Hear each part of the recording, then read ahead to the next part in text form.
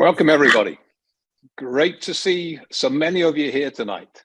And welcome to the launch of our Zones Membership Action Plan, or MAP as we call it. MAP standing, of course, for the first letters of Membership, Action, and Plan.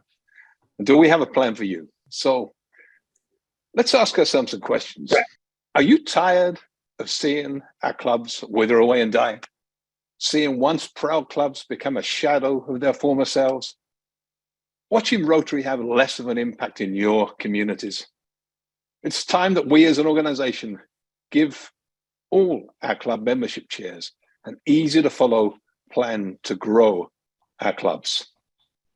And I'm here today to announce that Zone 33 and 34 is moving from the boom bust effect of short-term membership campaigns to a multi-year approach to create a membership culture that will result in consistent, moderate growth at club level. Candidly, I understand.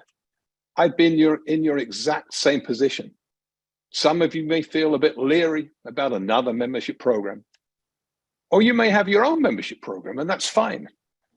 Maybe you feel like this is just one more thing to add to your plate. But with this new plan, we are giving clubs complete control with a step-by-step program to improve their membership attraction and retention backed by real-time data. And this isn't just about gathering more members for the sake of increasing numbers. It's to ensure that clubs continue attracting and retaining service-minded individuals, people of purpose, influence, and action like ourselves, to improve the service in their communities. Since 2015, Rotary International has officially recognized membership growth as our top internal priority. We are a membership organization that delivers amazing service. However, membership decline remains the biggest problem we have to solve. Your clubs deserve a multi-year approach to create a membership culture that will result in consistent, moderate growth. And that's what Zones 33 and 34 Membership Action Plan, or MAP, intends to help you do. As most of us are all too aware, Rotary's global membership numbers have been stagnant for the past 20 years, plateauing at around 1.2 million members in 2004.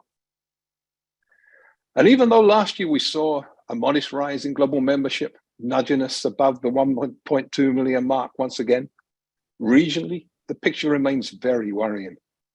With India and Asia experiencing significant growth, but places like my home in the Caribbean just about breaking even, and North America and other Western cultures still experiencing significant decline.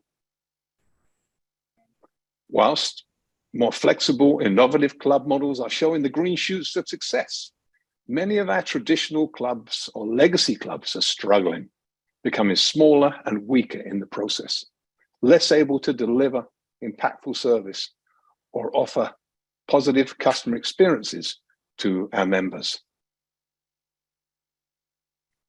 The biggest myth in our clubs is that we can retain our way to growth. And this simply isn't the case. Name any thriving business or organization who isn't trying to attract new customers. Engagement and retention are both important, but it must be paired with attraction to create a vibrant, sustainable Rotary Club. Now I'm going to hand over to Rotary Coordinator for Zone 34, Mike Dara, and he'll tell us more about why we need to do this. Thank you. So there's a big question we have to ask. Why? Why do we want to grow membership? This isn't simply about increasing numbers. This is about accomplishing Rotary's vision statement. And I'll read that to you. It lays out our course in less than 25 words. Together, we see a world where people unite and take action to create lasting change across the globe, in our communities, and in ourselves. If we want lasting change, we can only do that as we build a strong membership base. That's why all 4 tenets of Rotary's action plan involve membership. increase our impact, expand our reach, increase engagement, and constantly adapt by seeking new ideas. But what's that mean for us? If you're on this call, you are a leader. As a leader, you have two things you need to remember. First, leaders measure progress with numbers. They tell us where we are and whether we're moving in the right direction. However, raw numbers don't motivate people. They don't help us see what we can accomplish. They don't excite us with the possibilities. The second thing leaders do is they motivate us. They capture our hearts so that we find others to help us make that lasting change and to grow our impact. They help us see that as we grow more, we can do more, we can serve more, we can raise more money for projects, we can build a bigger network of friends, and we can ensure our club's future with a larger group of leaders. Grow more, do more. Grow your impact. These are the sorts of messages we need to use when we talk about membership. Lose the old terms about an obligation to bring a new member. That makes a visitor to a club feel like they're only a number, or at best, a dues payer. As leaders, we need to help people see that they and the people they bring to Rotary are helping to build an outstanding organization that does incredible things.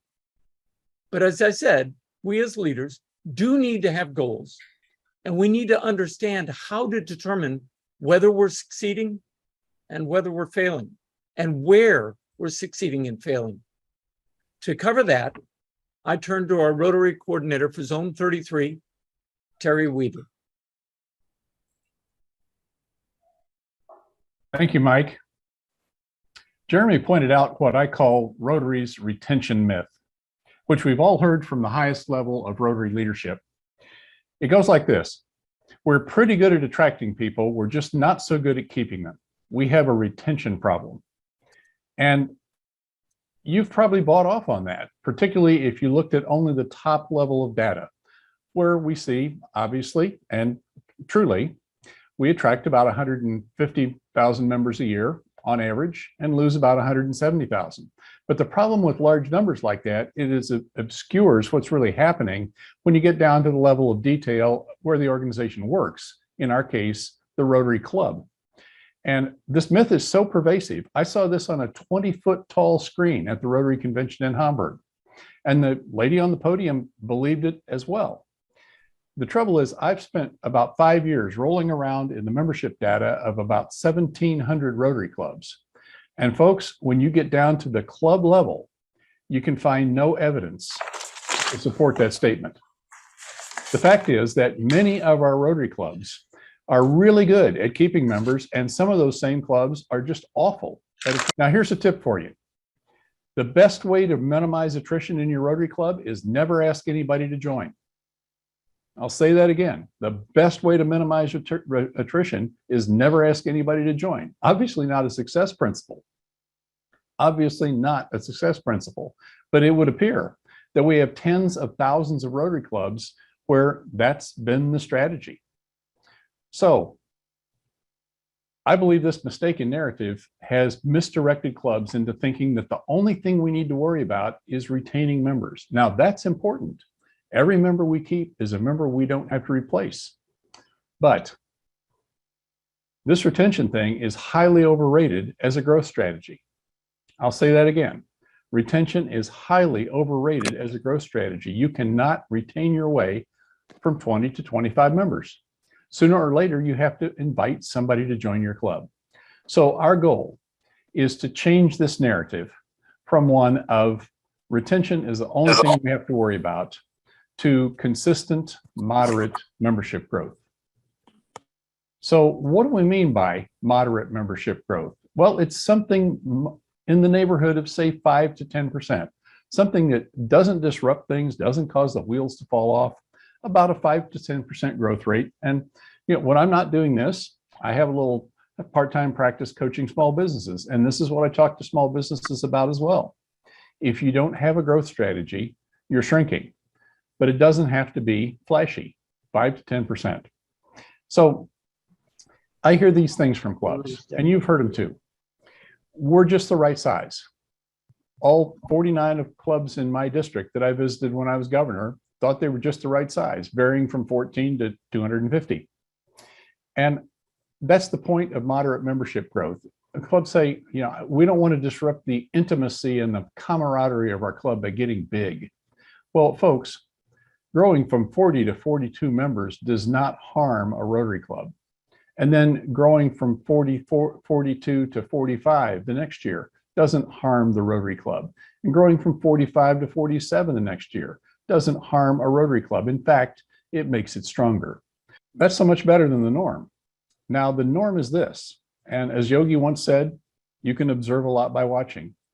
Observing all of these Rotary clubs, I find the ones that are failing decline at an amazingly consistent rate of about 2 members a year. That's right. Rotary clubs that are failing at membership typically decline at a rate of about 2 members a year, which must be right within the threshold of pain of a Rotary club. That's just not enough to worry about. So, of course, it happens the next year, lather, rinse, repeat. And that's how you get from 40 members to 30 members in only 5 years. Here's the story. If you don't have a growth strategy, if your idea is let's just continue to break even, sometimes you fail. And people typically fall short of break even by 1 or 2 members a year. And if next year's strategy is break even, you can see where that path leads you. That's because attrition's real. Attrition is real, and that's the other thing I observed across 1,700 Rotary clubs.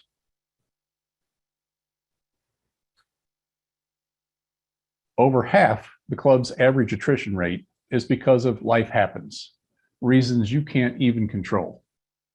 Clubs lose members every year. So do you know how many members your club loses in an average year? Most people don't. On a 40-member club, it might be 2, it might be 4, it might be 6, 8, or 10. So which is it in the case of your Rotary Club? How many members will that be that you need to replace? And then, how many members do you plan to grow by? Clearly, you have to attract enough members to grow, but you also have to attract enough to replace attrition. Now, I'll clue you in, the average Rotary Club loses members at a rate of about 15% a year in North America. That means the average 40-member club will lose about 6 members. So if you just want to break even, you need to plan for 6. And if you want to moderately grow, you need to plan for 8 or 9. So your membership committee can make their plans and set their targets. So you also need to know where you're starting from. What's your club's membership history? Has your club had a history of growing? If so, it's true that about 80% likely your club will continue to grow. Has your club, on the other hand, had a history of decline? Have you been failing at growing membership? In that particular case, sadly, there's about an 80% likelihood that that will continue as well. Or have you been holding your own about break even? And in that case, those clubs pretty much can go either way. So setting realistic goals requires realistic assessment of where you are and where you've come from. And that requires data that we have and data that we'll be providing you over the course of each of these monthly bite-sized broadcasts, where we'll bring you one more idea and one more strategy to propel your membership growth. So there are 3 parts of this. 3 elements of success: data-driven solutions, the idea that we need to know about our specific club situation in order to come up with the strategies to solve our membership problem, if we have one. I'll get to that in a minute. The second is breaking this down into bite-sized pieces that your club can get its teeth into and absorb on a month-to-month basis. We're not going to come at you with a whole bunch of things all at one time like a fire hose. We're going to break this down into parts month by month. That's why this broadcast will happen every month on the second Monday. And then we want to reward and recognize those people that are getting it done, those people that are accomplishing their membership growth strategies. So data-driven solutions have to do with understanding where we are, then using realistic goal setting, setting realistic goals based on realistic history of the club. And we'll be creating a database and building a website to provide you with that back-end data. So data-driven solutions address this question. This question was asked by a presenter at the Toronto convention from the platform. He asked, what is the PTS? What is the problem to solve? Is it that we're losing too many members? Is our attrition rate far above average or not? Is our attrition rate exemplary? You know, the fact is that I've observed also that there's a life happens level of attrition that happens in clubs. And it's over half of the average attrition rate of their average club. I'll say that again. The average club, half the members they lose are for reasons they can't control at all, reasons that are completely part of life happening to their members. Or are we not attracting enough members? Are we not recognizing that attrition is real, that there's an element of attrition we can't control at all, and we do our best to retain every member we can, but that's not going to get us to growth? Are we not attracting enough members to grow? Or is it both? In many cases, that's the case. Or is it neither? We have clubs in North America that do not have a membership growth problem. Clubs that have been growing. I've got a club in my district that's grown from 118 members to 180 members over a 15-year window. They don't have a membership problem, and not every club does. Of course, we need to know the difference. So keep in mind, attrition's real. People leave membership organizations. You can't keep every one of them. Life happens. Some of that you just can't control. But attrition rates vary widely between clubs. We have clubs that are really great at holding on to members, and Rotary's retention myth is not applying to them. Your club's attrition rate also is highly predictive. If you're looking at your own data, the number of members you lose in a typical year will probably continue unless something changes, unless something different happens. And of course, that's the idea of taking a look at data-driven solutions, understanding where you are and where you started from. Your attraction rate is also highly predictive. The number of members on average that you attract in a year will pretty much repeat itself if you work at membership at about the same level of effort. And we'll provide that data. So what I'd like to do now is I'd like to turn it over to Andy Van Hook. Andy is a past assistant Rotary coordinator of Zone 33. And Andy, tell us a little bit more about these bite-sized chunks. Thanks, Terry. Really appreciate your insights there on the data-driven solutions and how important that they are. And we want to talk about the, as you said, the bite-sized chunks. And so what is a bite-sized chunk, you might ask? Well, I'll start with the question. How do you eat it? How do you eat an elephant? One bite at a time, right? You can't eat the whole thing at once. And so that was the idea behind the bite-sized chunks, is that every month we're gonna have a presentation, webinar that will have easy to digest, easy to follow attraction and retention strategies that are immediately actionable at the club level. These strategies are intended for new club presidents and also club membership chairs. So it's not to overwhelm them with, hey, here's all the things you can do to grow membership. Here is a thing you can start with. How do you start to attract new members and so forth? So our first session will be on August the 8th, and that session will be focused on creating a membership pipeline. And as we go through, here's an example of the upcoming sessions. So August is creating a membership pipeline. September is connecting with prospects, and then October is meaningful onboarding. And each of those monthly webinar sessions are, as I said earlier, are going to be in smaller chunks so that they are easy to take away, easy to digest, and easy to implement. And the sessions are designed around the membership trends we see throughout each Rotary year. And as Terry pointed out with the data, If you've been in membership for a little while, you have seen those trends. If you're new to membership, you will see and have that data available so you can see what those trends historically have been. And that's how we have built this series to follow around those trends and to help clubs implement strategies to get ahead of them. And so the first few months are built around finding prospective members, connecting with them, and onboarding with purpose. Each session is intended to be interactive, include relevant worksheets, and will be recorded, so it can be viewed later by folks who happen to not be able to attend. And ideally, we're building these so the webinars build upon the previous month's lessons. So while you don't have to attend them in order, it is really helpful if you start at the first one and continue on, as you'll be able to build that membership confidence.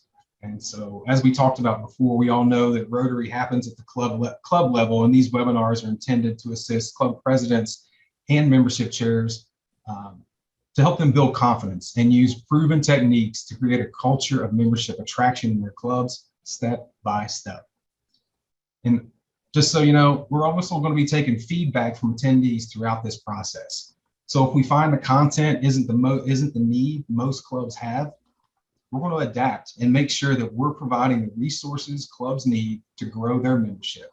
In other words, we're going to need your feedback throughout this process. And here's a project plan. So this is a little bit beyond the month-to-month webinars that we're going to be conducting for the club level. This is the membership action plan because the membership action plan can only create long-term impact as a multi-year plan. So the goal with this is to roll it out now at the club level and continue to build to where we're implementing this as a year-over-year process to help not just this year's membership growth, but next year's, the next year's, and the next year's. And so we are committed to helping your clubs grow their membership. So help us help you. Share the monthly webinars with your clubs. We're also available to bring this message to your district fall membership seminars, pre-pets, pets, district training assemblies, and conferences. You know, MAP will also form an important part of the governor line training curriculum. And as I said, with the support of RI's membership development team, we'll be rolling out a membership action plan database and website during the first quarter of 2023. Our message to you is that we're available to share training on MAP to your district events. So reach out to your Rotary coordinator teams if you'd like to know more. Next up, I'm going to toss this over to my good friend, George Robertson Burnett. George. Thank you, Andy, and good evening from beautiful downtown Lakeland, Florida. As you have heard, whilst moderate, consistent growth is the goal, we want to make sure we recognize individuals, clubs, and districts who implement the membership action plan to achieve growth. Rotarians don't ask much in respect of the great things they do. Often the return is no more than that warm glow of success and the knowledge that someone or a community has benefited from Rotarian actions. However, rewards are an important part of the encouragement to participate and recognition for a job well done. And this is certainly not alien to our Rotary experiences. Just think of the fabulous job the Rotary Foundation does in recognizing the generosity of our members. And so the MAP team felt there needed to be similar awards for your generosity in giving your time and talents to grow Rotary. So the criteria for these particular club awards is summed up in these two words: participation and achievement. Each award has both of these components, and there are 3 levels dependent on the level of participation and also related to the level of achievement. At the end of the Rotary year, clubs who consistently participate in the program and grow net membership will be awarded at 3 levels: gold, silver, and bronze. So what level of participation and achievement is required for these awards? As you can see here, at every level, the club must complete the data-driven membership planning document. That's the online goal-setting worksheet, which each club will have available to them on the MAP plan website mentioned earlier in this rollout presentation. The different levels are then dependent on how many of the bite-sized chunks the club is represented at. And the last element, the achievement, is dependent on the growth being achieved and the level of that growth.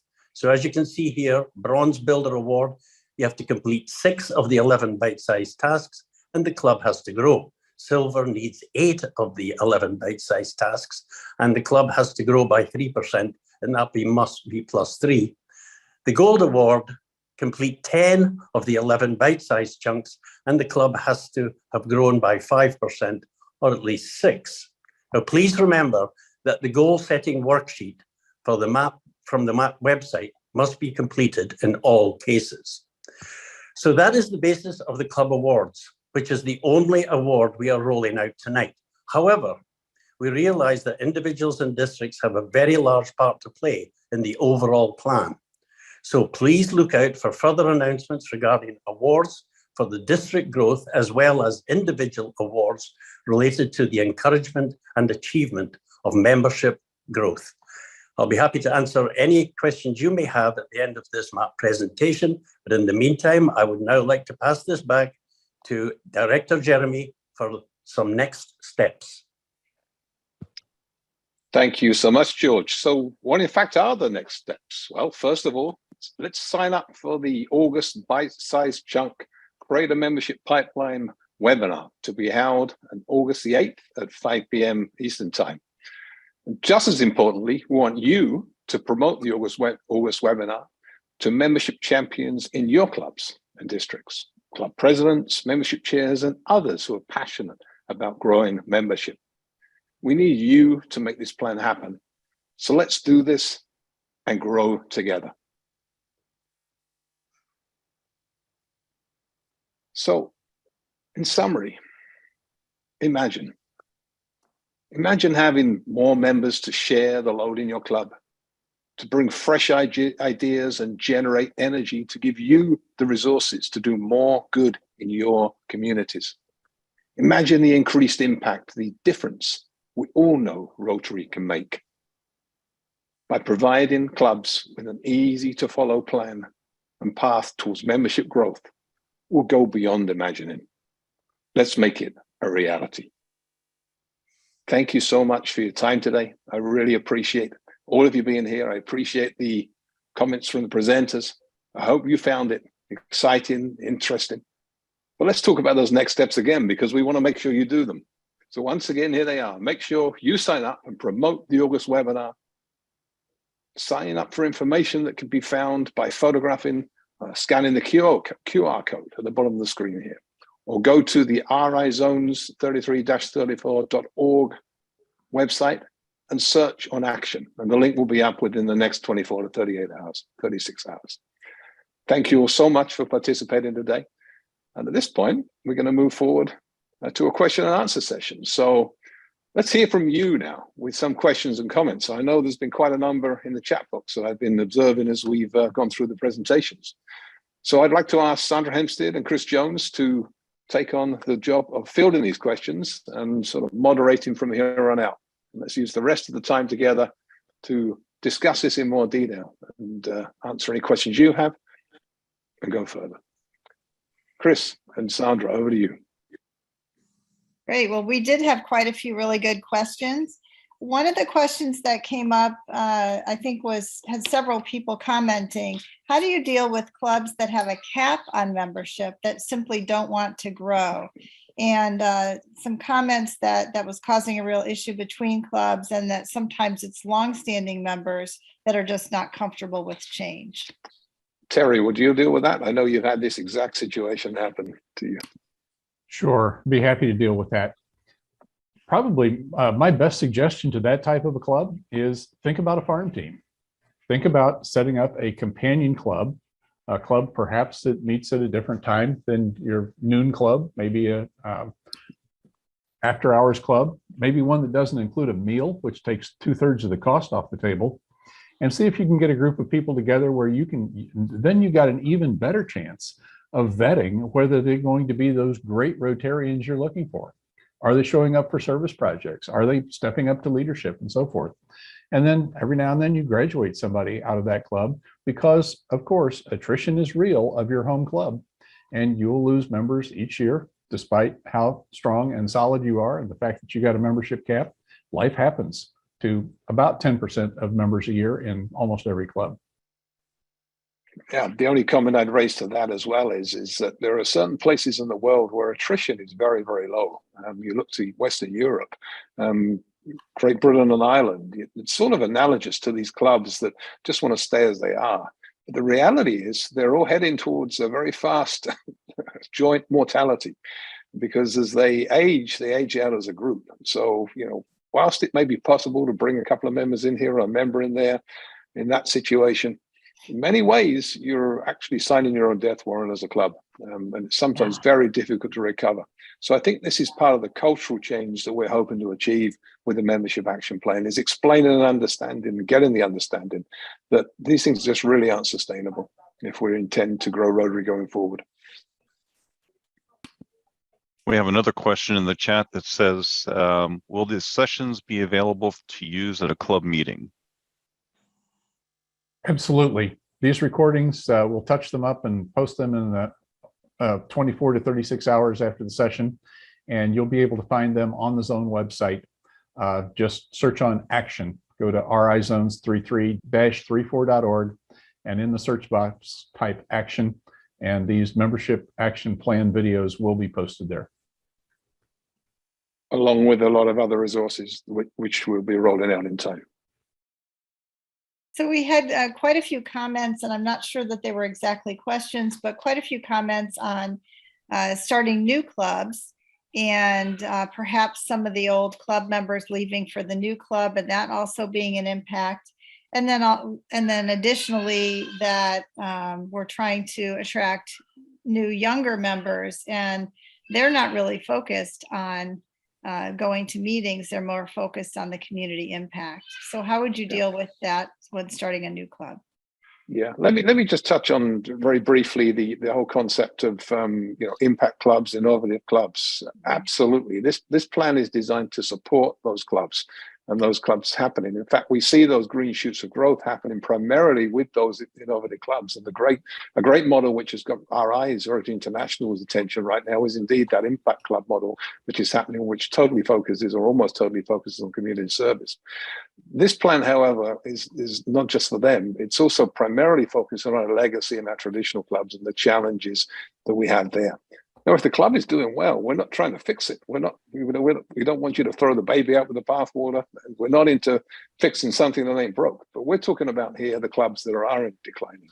That's who we're primarily focusing on, and also helping other clubs continuing to grow. So that's part of the question, I think, Sandra.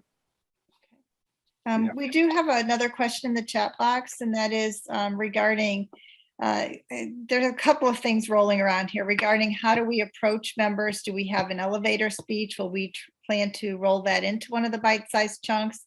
And then also, how do we deal with the new members with orientation to Rotary? What is Rotary?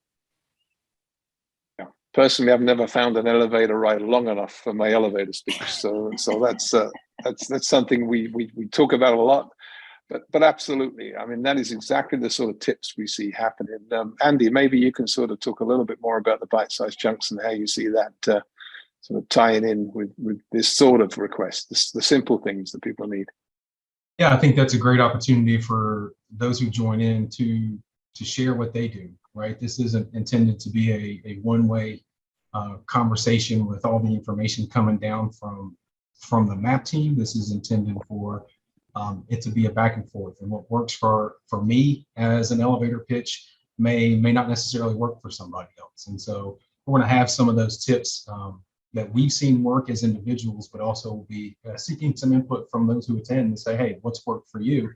And maybe that will work for somebody else. Yeah. I just want to reinforce that we very much see all of you as the stakeholders in this. This is we don't want this to be a top-down type process. We want you to opt in, you to tell us what you're looking for, and for us to be able to provide that. We see you as our customers, and we see us together in this journey. And it will be a journey, and clubs and districts are all very different.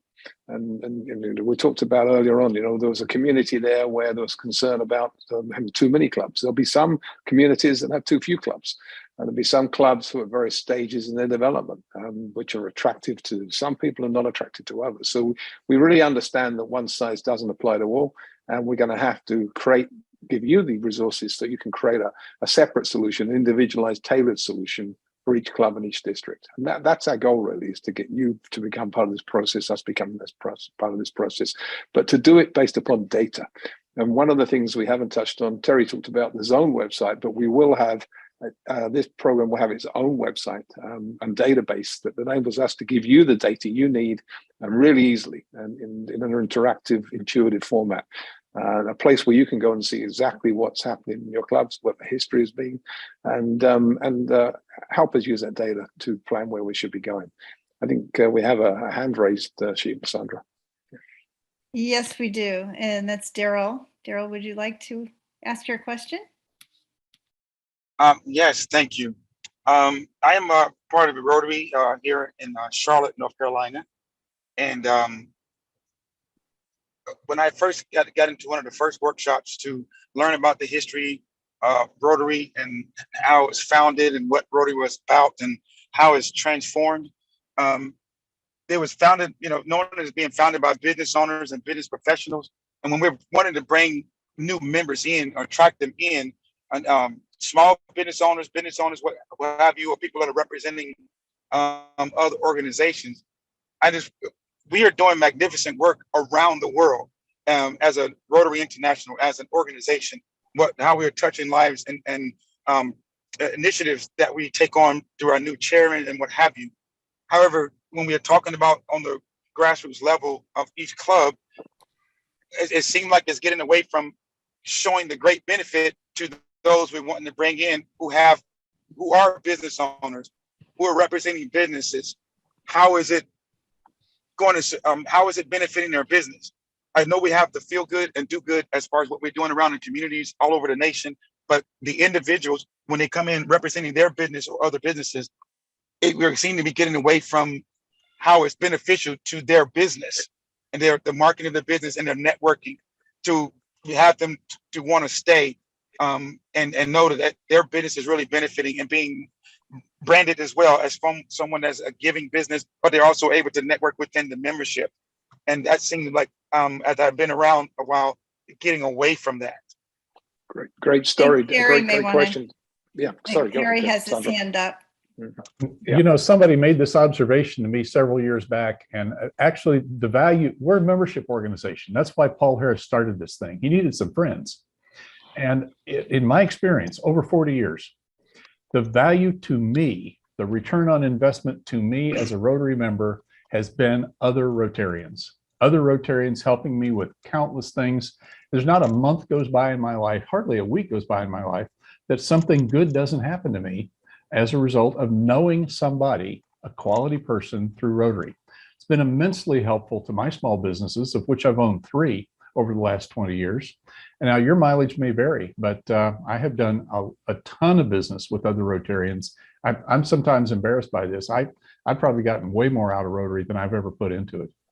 We have quite a few questions. Thank you, Terry, for that. I can't help but agree, but we have quite a few questions in the chat box that are very logistical. Where do I get the information? If we're not on DACDB, how do we get information? When is the next meeting?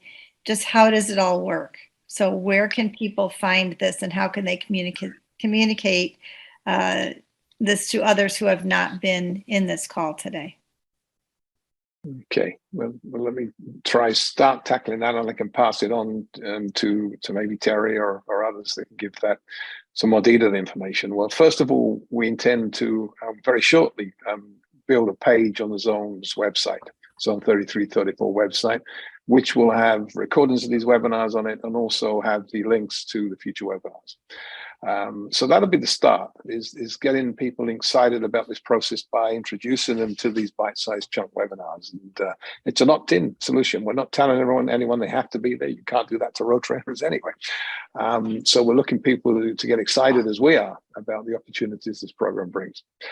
We are building a website, and in fact, Rotary International are working alongside us at a very senior level. Many of you might have heard the name Brian King, who's the Membership Development Director for Rotary International. We're also working with his boss, Jim Barnes, and they are excited about this program because they believe it could form the basis of something that's scalable across the Rotary world. So we'd like to show how successful it can be. And to do that, we know we're going to have the resources available. So that website that we're talking about, specific to this membership action plan, will take about 6 months to build, and we will roll it out in the first quarter of 2023. Further than that, we'll be promoting this on the Zone Facebook pages. And as we build a database of you, for example, you will be kept in touch by direct email telling you when the next events are going to happen. And we want to build that database on an opt-in basis. We'd rather not blast out to everybody, and then because we know how much email that you all tend to get from Rotary and other sources as well.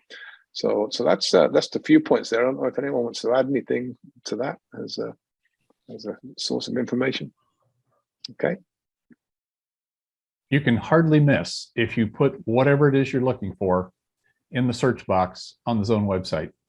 You can hardly ever miss. And Terry, could you repeat that website address one more time? Sure.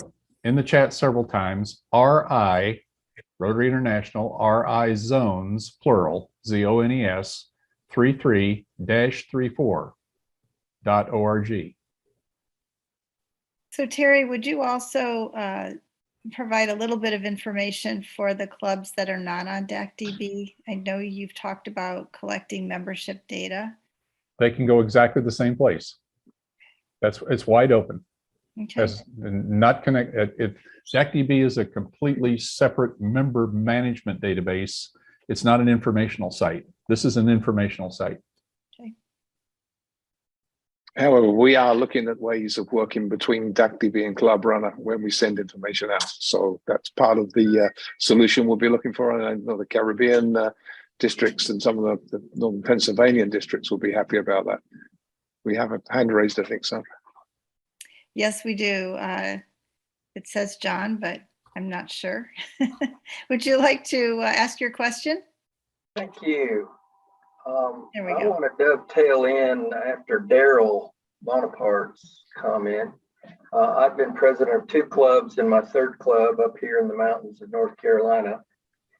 And over the years, I've seen, like many clubs, that were aging out, of course. And in fact, our particular club, I think the average age, there are about 54% of our club members that are 70 years old or older. So it has been something talked about in my former district in Florida, in this district in North Carolina, about getting youth in. And my question is,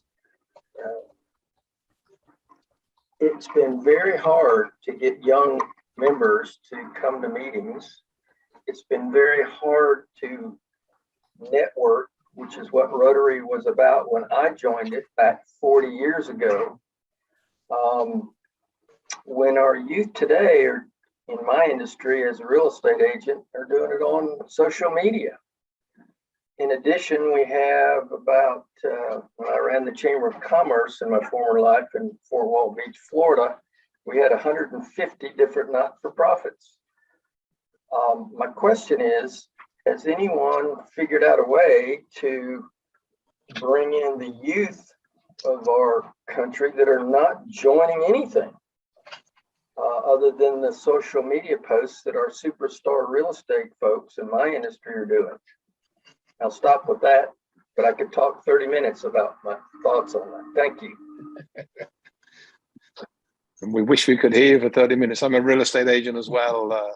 So I'm in the same business. I understand totally what you're saying. Chris, if you could perhaps talk a little bit about the value of innovative clubs with younger members. I mean, I think perhaps we need to think about this as a different direction, a different approach. And yeah, I think one of the keys to attracting younger members to Rotary is to focus on what their interests are. You know, the key there is understanding your audience and understanding who your current members are as well as who your potential members are, and then invite them to a Discover Rotary session and create an environment that works for them. And a lot of times that may mean creating an innovative club type, satellite club or a companion club attached to your club that's going to meet their needs. For example, in one of our districts out there in the mountains of North Carolina, we've got a club type called Impact Clubs. And what they're focused on is creating mainly service projects. There's no meetings where there are speakers speaking. It's all about people coming in, doing service projects and completing those projects and then moving on to the rest of their life. And, a Rotary Club that is traditional and, traditionally meets with a speaker and so forth is great. But also having alternative meeting types and meeting plans that meet the needs of our members is a key focus area that we need to look at.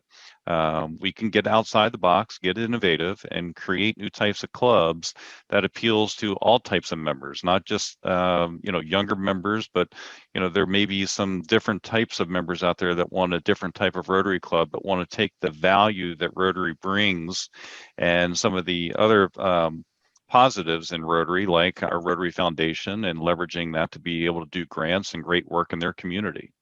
So get creative and think outside the box and create different types of clubs that meet the needs of your potential members.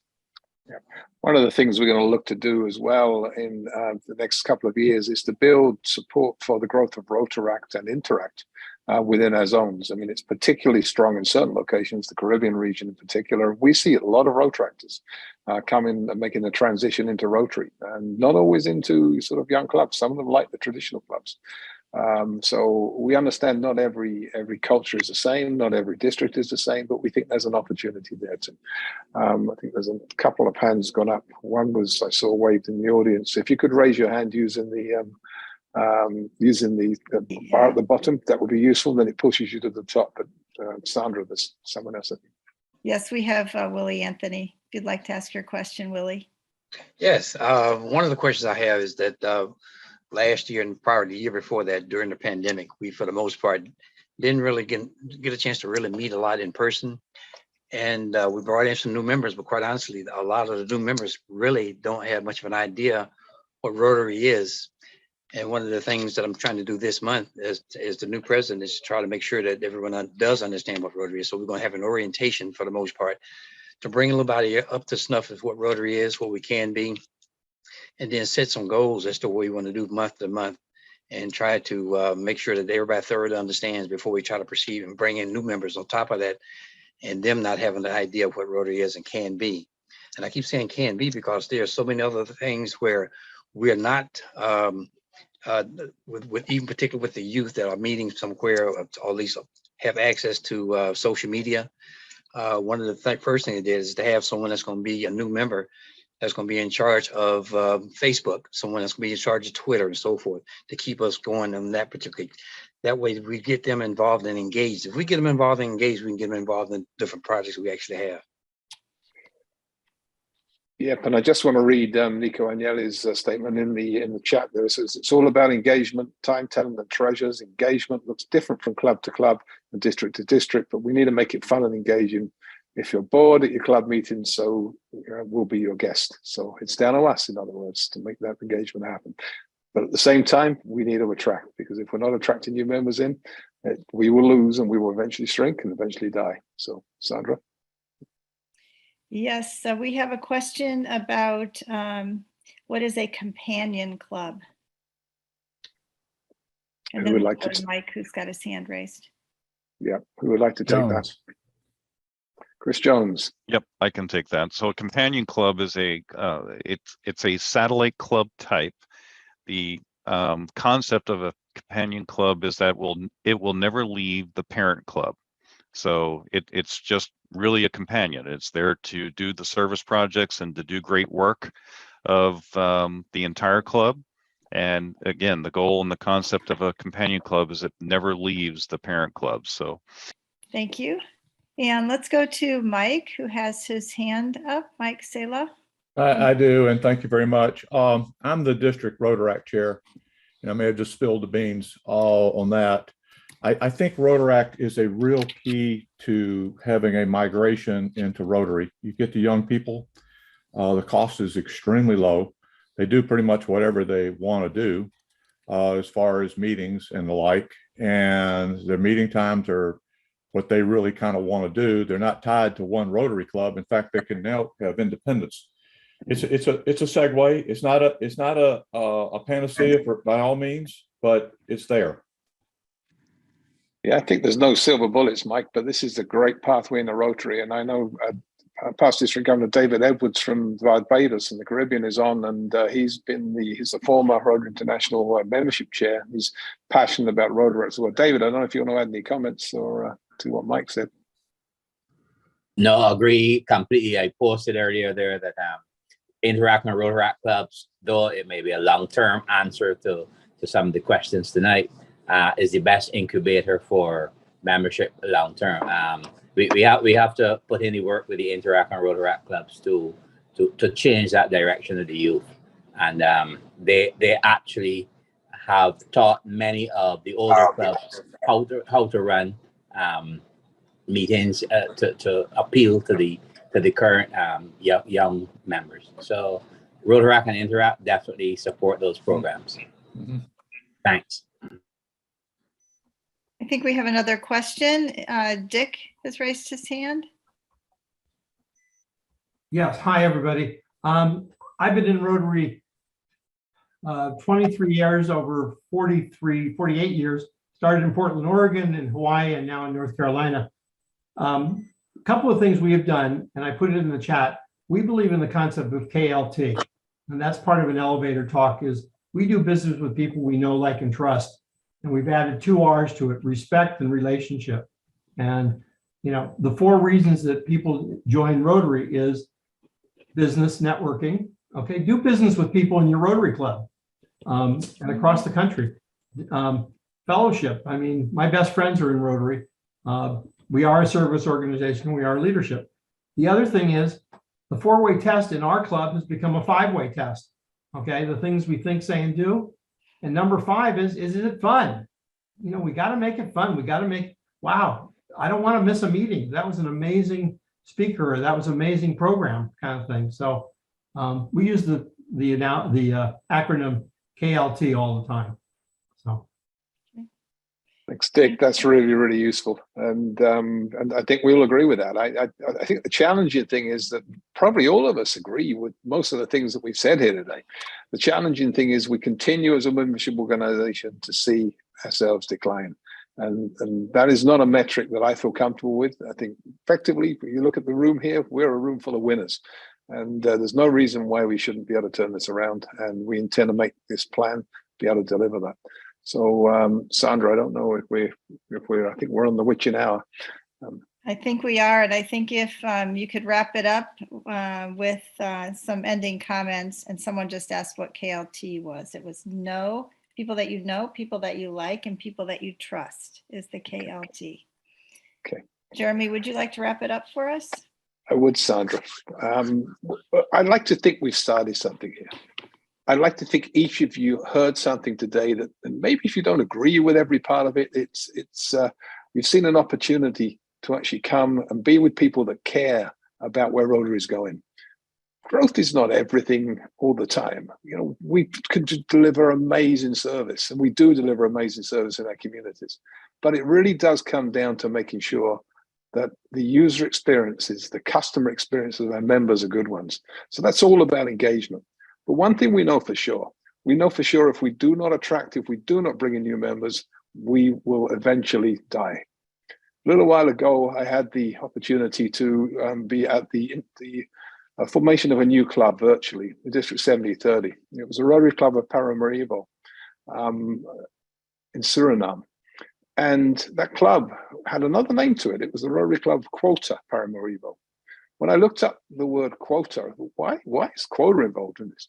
It turns out that Quota International was an organization like Rotary International, set up in, I think, 1917, not as large as Rotary, but very similar aims. The reason this club was transforming into a Rotary club, because last year it hung up its gloves, it dissolved itself.